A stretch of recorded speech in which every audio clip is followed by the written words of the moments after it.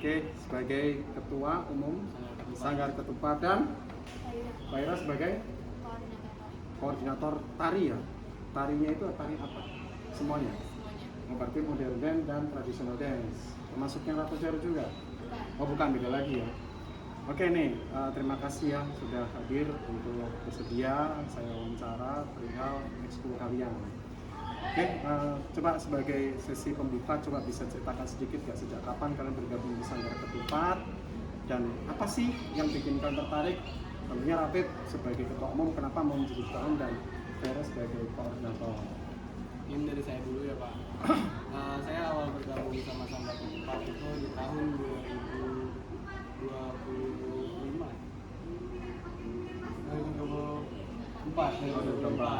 itu awal MPLS dan awal pertama kali saya masuk di sekolah ini Pak. Terus kenapa saya tertarik ke ekskul ini karena saya tertarik sama divisi musik. Awalnya saya suka bawa musik, suka nyanyi, suka main gitar, padahal yang nggak bisa main gitar juga. Terus karena di situ saya pengen belajar nih Pak, cuman makin kesini kayak bukan bakat saya di musik deh. Terus saya ngeliat divisi lain kan Pak, ada teater. Nah, saya ikut tuh di situ. Dan alhamdulillahnya lumayan lancar lah di teater. Terus akhirnya sampai saat pergantian kepengurusan dan saya dipilih sama Kak Muhammad Iqbal. Dipilih apa dipilih oleh semuanya apa hanya oleh satu orang? Awalnya jadi formatur oleh Kak Muhammad Iqbal dan di voting sama sebagian dari anggota dari Sanggar Ketupat. Oh berarti diajukan Ya, jadi diajukan. sebagai formatur, kemudian dipilih oleh anggota semuanya gitu. Oke. Apa sih yang bikin kamu mau gitu mencalonkan atau bersedia dicalonkan seperti itu? Saya mikirnya awalnya kayak daripada saya nggak ngapa-ngapain ntar Oh, gitu. depannya ya Pak, saya juga ngelihat kayak saya cocok nih jadi ketua nih, bisa ngatur-ngatur adik-adiknya supaya bisa lebih bagus lah sama Sanggar Ketupat. Jadi akhirnya saya mencalonkan. Oke. Kalau Faira dicalonkan apa mengajukan diri sebagai koordinator? Saya Dipilih oleh dipilih oleh Kak Frida yang koordinator sebelumnya. oh berarti dipilih oleh angkatan sebelumnya gitu ya. Dan kamu bersedia apa yang bikin kamu bersedia? Karena waktu MPLS tahun lalu itu saya juga dipilih buat jadi PJ penanggung jawab tadi di MPLS itu. Jadi saya belajar banyak banget di situ dan saya bersedia karena ketika saya menjalani itu saya merasa saya mungkin bisa menjadi koordinator. Terima kasih. Kalau sekarang total anggota aktif Sanggar Ketupat ada berapa? Ada 170, 170 itu oleh kelas 11 dan kelas 10. kelas 11 sampai kelas 10. Oke, kelas bebas kan karena sudah lulus ya. Ya. Nah, kalau boleh tahu nih, program kerja unggulan dari Sanggar Ketupat apa ini? Program kerja unggulan di MPLS dan sama baru-baru ini kita bakal mau ngadain yang ini sih Pak, tampil di Sumarekon. oh, itu salah satu agenda pementasannya ya di Sumarekon tanggal Tanggal 1 Agustus. 1 Agustus di tahun-tahun loknya itu. Iya. Nah ini saya langsung ke poin utamanya. Tadi kita masih pembahasan ya. Nah, jadi yang ingin saya bahas adalah tentang analisis SWOT di sini ya. Jadi ada strength, weakness, opportunities dan threat-nya. Kita mulai dari yang strength-nya dulu, kekuatan dari si Sanggar Ketupat ini. Kalau menurut kamu pribadi, Rapid sebagai ketua umum, keunggulan utama atau nilai jual yang paling kuat yang bedain Sanggar Ketupat dengan ekskul yang lain di SMA 4 apa? Yang paling utama nilai ya jualnya? Pak, seni sih Pak. Seninya. Iya, soalnya beberapa ekskul di di sekolah SMA 4 ini itu mereka mainnya di akademik, science gitu-gitu kan. Oh, kayak Yosi, terus Saitos kayak gitu-gitu kan Pak. Terus juga kalau yang lain juga hitungannya kayak ke alam, kayak ke alam, terus Sinchan itu kan juga kita ke alam-alam gitu kan Pak. Dan kita salah satu ekskul yang berdiri dengan atas nama seni. Oke, berarti karena memang sekolah SMA 4 ini terkenal dengan anak-anak yang suka belajar, jadi nilai jualnya justru malah di seninya itu ya. Oke, kalau menurut Faira nih, selain kekuatan kita bahas kelemahannya, weakness-nya. Ini saya coba telaah yang pertama poin dari audiens. Nah selama ini pementasan Sanggar Ketupat itu biasanya ditonton oleh siapa saja? Apa hanya di warga SMA 4 saja atau mungkin malah justru sudah sering tampil di luar gitu secara audiens? Nah, kalau tampil di luar kita sering karena kita juga aktif banget buat lomba-lomba. Lomba, oke. Nah, lomba di luar dan juga kita sering dapat dari luar kebetulan dari kakak-kakak alumni yang emang ngasih kontak, jadi kadang-kadang suka ditawarin mereka ikut pergi gitu termasuk yang di downtown. Contoh nanti ya. Ya. Oke. Kalau di sekolah ya banyak ngisi-ngisi acara-acara yang kayak Hadiknas, PLS. Berarti audiensnya sudah internal dan eksternal, jadi sudah pernah di luar. Nah, terkait dengan pementasan kan ini kan ekskul pertunjukan ya, pasti kan butuh yang namanya fasilitas dan pendanaan dong, mestinya kan untuk segi kostum, latihan, properti dan lain sebagainya. Nah, kendala terbesar atau paling sering dikeluhkan oleh pengurus nih saat nyiapin pementasan. Terus gimana kondisi tempat latihan dan masalah pendanaannya tadi untuk mengatasi tadi? Nah, kalau misalnya acara sekolah itu pasti udah difunding sama sekolah. Oh sama sekolah, oke. Kalau kostumnya itu pasti udah dari sekolah sendiri. Dan kalau latihan juga pasti udah dapet fasilitas dari sekolah. Tapi kalau misalnya soal lomba atau kayak kegiatan Tampil di luar. itu lebih sering pakai budget sendiri. Jadi, Budget sendiri itu masing-masing gitu, iya, masing-masing. PT-PT lagi Iya. gitu. Dan kalau latihan juga pasti di luar cari. Ada nggak dari mungkin sponsor orang atau donatur gitu, ada nggak? Itu Belum ada ya, berarti dari hanya pokoknya dari internal aja, siapa yang tampil itu yang bayar mendanai gitulah ya. Oke. Nah kalau dari segi opportunity ini atau ancamannya gitu dari minat siswa, jadi ini lebih spesifik kepada genre ya. Sekarang ini kan lagi ngetren nih perihal tentang K-pop atau game online atau mungkin e-sport. Nah, menurut Rapip nih, tren ini bikin minat anak-anak yang baru, adik-adik kelas buat masuk ke ekskul seni ini menurun. Menurut kamu iya nggak? Jadi tren-tren itu tentang game Saya online. sih enggak juga ya Pak, Enggak karena ya? dari tren-tren tersebut kita bisa ngolah penampilan yang kita dari yang kemarin yang tren yang lama kita ubah ke tren yang baru, jadi kayak kita bisa masukin unsur-unsur K-pop di modern dance ataupun kayak kita di teater kayak ngadain penampilan yang kayak di game-game kayak gitu Pak, ada cosplaynya atau suasana-suasana di dalam game kayak gitu sih. Oke, berarti apa yang menjadi ketertarikan anak-anak itu kamu akomodir dalam bentuk pertunjukan. Oke, menarik ini. Jadi bikin anak-anak nggak hanya berhadapan dengan layar terus ya, gitu ya. Nah, kalau bagaimana persaingannya nih? Bagaimana ketatnya persaingan dengan ekskul lain? Tadi kan kita sempat bahas bahwa SMA itu lebih banyak di akademis belajar. Nah, saat masa rekrutmen nanti kan kita akan ada LS rekrutmen itu. Bagaimana sih ketatnya persaingan itu? Apakah semuanya mau ke sanggar atau malah justru kita harus menarik atau malah justru sama tidak ada sama sekali gitu? Kalau persaingannya untuk beberapa tahun ke belakang ini di sanggar itu masih tinggi Pak peminatnya. Ada beberapa urutan yang ekskul yang lumayan tinggi peminatnya. Nah itu persaingannya paling. Ya itu Nomor satu tuh masih dipegang sama Saitos, terus yang Saitos. nomor dua sanggar. Oh berarti Saitos itu juga banyak ya? Iya.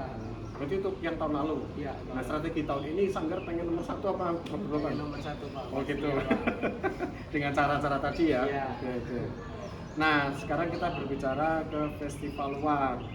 Kan tadi kan sempat membahas tentang di Sumarekon tadi ya. Berarti kan cukup sering ya untuk mendapatkan undangan festival seni atau lomba gitu kan. Nah jika ada seperti itu lagi ke depannya, menurut kalian atau mungkin berkaca dari pengalaman yang lalu, seberapa sih antusiasme anak-anak sanggar untuk ikut kegiatan-kegiatan di luar? Pak Wira mungkin. Sangat besar sih Pak, soalnya di situ kan opportunity-nya tuh besar gitu, kayak bisa dilihat sama orang-orang luar gitu. Jadi bisa sekalian mengenalin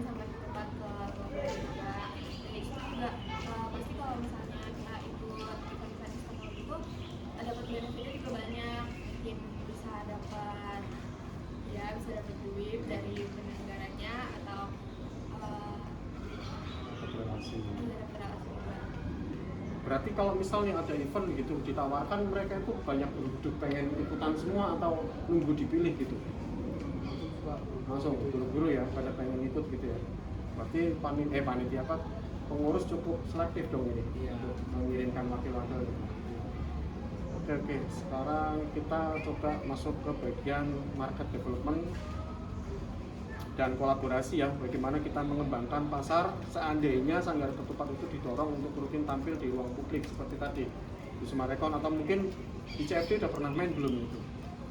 Belum ya, gitu-gitu. Nah, apakah pengurus dan anggotanya itu sanggup dan menyetujui ketika ditawarkan untuk pelebaran marketingnya di event-event luar seperti itu? Apakah harus selektif juga? Apakah semua diterima semua? Gitu? Mungkin kita cukup selektif ya Pak, karena di semua publik mereka kayak kita nampil teater di tempat kayak CFD gitu kayaknya nggak relevan karena mereka lagi pada olahraga dan kita kayak nampil kayak gitu. Jadi tetap selektif ya, dilihat bagaimana konsep acaranya, di mana waktunya pastinya ya. Oke. Nah, kalau tentang kolaborasi nih, mungkin saya bahas di dalam dulu. Pernah nggak kolaborasi dengan ekskul yang di dalam sini? Pernah Pak. Dengan apa? Ekskul apa? Ekskul Kualam. Walam. Kegiatannya? Kita kegiatannya awalnya kita mau langsung ke kaki gunung gede. Oh, naik gunung? Iya. Berarti kegiatannya kegiatan naik gunung? Ah. Kalau kegiatan di dalam seninya sendiri ada nggak? Maksudnya kolaborasi dengan ekskul lain tapi kegiatannya seni gitu? Itu juga Itu termasuk. Jadi awalnya rencananya naik gunung, cuman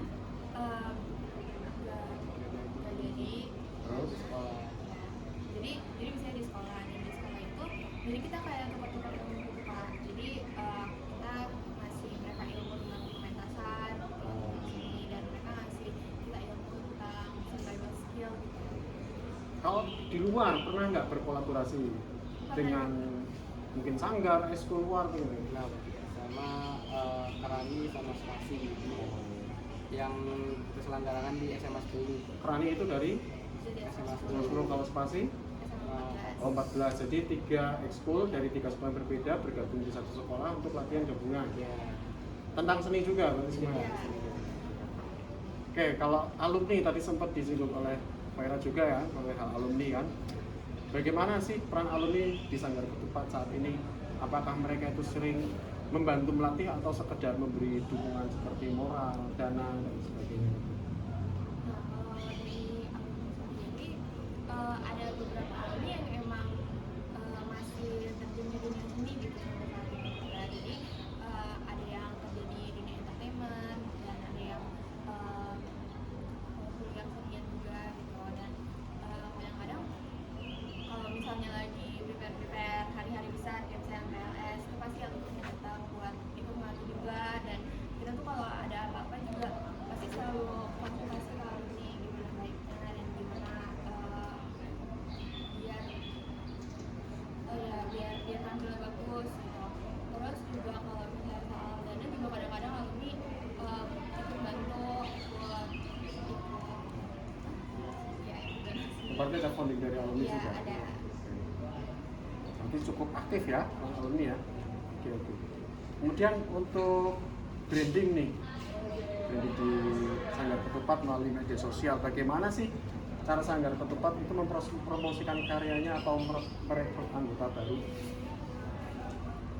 Kalau mendekati hari MPLS itu kita bikin video teaser Pak. Bikin video teaser. Ya, dia taruh di Instagramnya Sanggar Ketupat.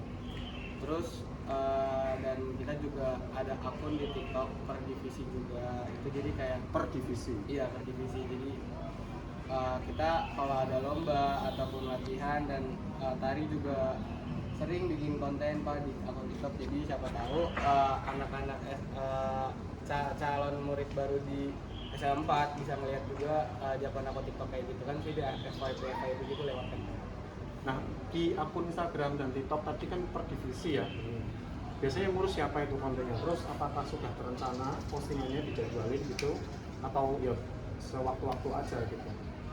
Yang ngurus siapa? Kalau misalnya divisi yang ngurus yang koordinatornya. koornya. Iya. Oh, Dan kalau soal jadwal-jadwal jadwal postingan. kalau dari saya sendiri sih nggak ada ya Kak. Mungkin Oh, sewaktu-waktu aja. iya sewaktu-waktu aja kalau misalnya emang lagi ada konten lagi latihan gitu ya kayak terus juga kalau misalnya yang terjadwal itu laginya di hari-hari besar. Oh, ucapan. Iya. Dan kalau Instagram itu yang megang semua badan pengurus harian, jadi yang megang. Yang Instagram umumnya, Sanggar Ketupat, semua pengurusnya. Ya. Nah, terakhir last pertanyaan, kedepannya nih, image atau citra seperti apa yang pengen pengurus ini tanamkan di pikiran orang-orang kalau mendengar nama Sanggar Ketupat? Image-nya mau seperti apa sih? Kalau kita image-nya pemuda-pemudi penerus seni tradisional di sini. Oh, lebih ke tradisional berarti, ngangkat brandingnya lebih tradisional. Oke, berarti poinnya kalau pengurus sekarang pengen ngangkat tradisional dengan cara Ya dengan cara kita karena di sini kita udah mulai modern ya Pak, jadi kita tradisional supaya nggak hilang, jadi kita bisa kolaborasiin sama yang modern. Oke. Berarti kalau misal nih ekskul tapi modern dance tetap ada unsur tradisionalnya gitu. Iya bisa. Oke. Boleh dong sedikit mungkin jargonnya Sanggar Ketupat ya. Kita jargon Sanggar Ketupat, oke? Oke. Sebagai penutup. Ya. 1, 2, 3. Siapa kita?